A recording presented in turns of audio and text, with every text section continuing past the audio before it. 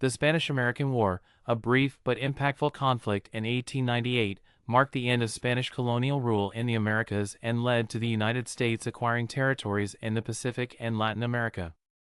The war's origins can be traced back to the Cuban struggle for independence from Spain, which began in February 1895.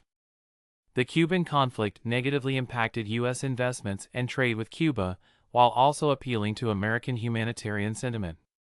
Spain's brutal suppression of the rebellion, under the command of Captain General Valeriano Weyler y Nicolau, led to the imprisonment of Cubans in reconcentration areas where they suffered from hunger, disease, and exposure.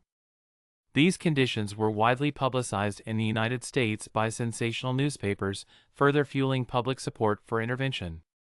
The sinking of the USS Maine in Havana Harbor on February 15, 1898, proved to be the catalyst for war. While the cause of the explosion remains unclear, many Americans blamed Spain, leading to a surge in calls for war. The U.S. Congress declared war on Spain on April 20, 1898, and the conflict raged throughout the year. The war was a lopsided affair, with the United States possessing a significantly more powerful military.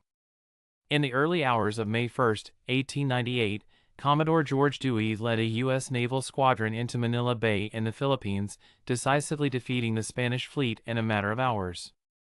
The United States also achieved victory in Cuba, with General William Shafter's forces, including Theodore Roosevelt and his Rough Riders, defeating the Spanish in Santiago. However, the war was not without its challenges for the United States. The tropical climate of Cuba proved to be a formidable adversary, with disease posing a greater threat than Spanish forces.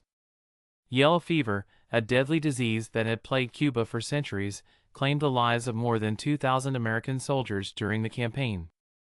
The disease was so prevalent that General William Shafter declared it 1,000 times harder to stand up against than the missiles of the enemy. Despite knowing the dangers of the summer rainy season, the U.S. invaded Cuba on June 22, leading to a devastating outbreak of yellow fever among American troops. The war ended with the signing of the Treaty of Paris on December 10, 1898, which officially ceded Cuba, Puerto Rico, Guam, and the Philippines.